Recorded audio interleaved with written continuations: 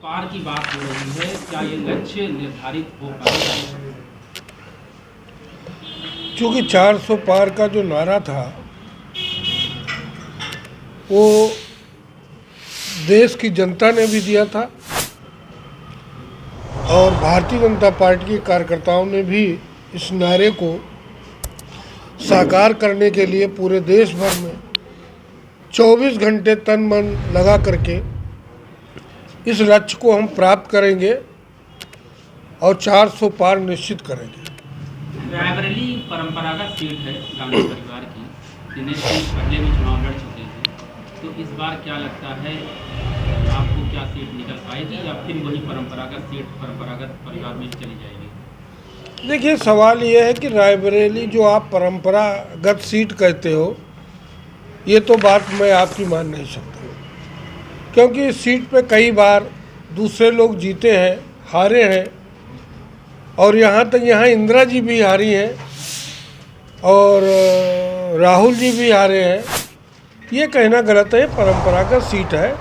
ये निश्चित तौर से यहाँ की जनता का कांग्रेस ने भरपूर शोषण किया है और उसकी कमर तोड़ दिया है। मजबूर होकर के राजनीतिक नेताओं के चुंगल में फंस करके ये परंपरा की भाषा जो आई है गांधी परिवार की, ये है। सच तो ये है कि भारतीय जनता पार्टी की सरकार में जब यहाँ से राहुल जी चुनाव हारे हैं और भारतीय जनता पार्टी की केंद्रीय मंत्री जीती हैं, तब से मैं समझता हूँ कि ये रायबरेली में अपहरण, हत्या, ज़मीन का कब्जा और कई ऐसे प्रकरण हैं जिनमें काफ़ी रोक लगी है।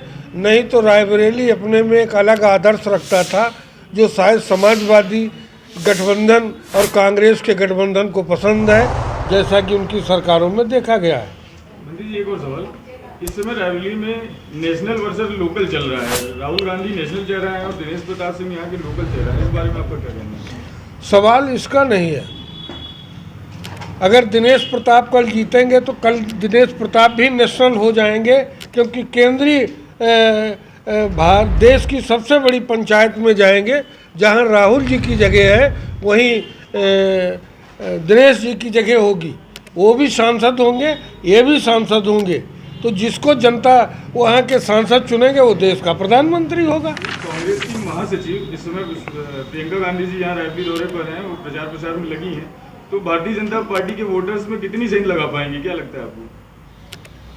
अब चूँकि प्रियंका जी के बारे में मैं बहुत कुछ नहीं कहना चाहता हूँ, क्योंकि भारतीय जनता पार्टी नारियों का हमेशा सम्मान करते हैं।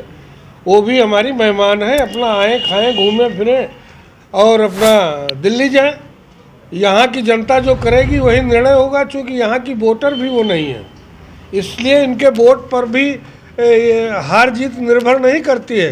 रायबरेली की जनता जिसको वोट करेगी वो जीतेगी, और प्रियंका जी के वोट से न यहाँ हार हो रही न जीत हो रही। इसलिए झूठा ड्रामा है। कांग्रेस जितना झूठ बोल ले, जितना गठबंधन हवा पानी बना ले, वही उसका वोट है। ज़मीन पे उसका वोट नहीं, ज़मीन पे वोट है सबका साथ, सबका विकास और सबका विश्वास। सर, विपक्ष द्वारा भाजपा पर लगातार आरोप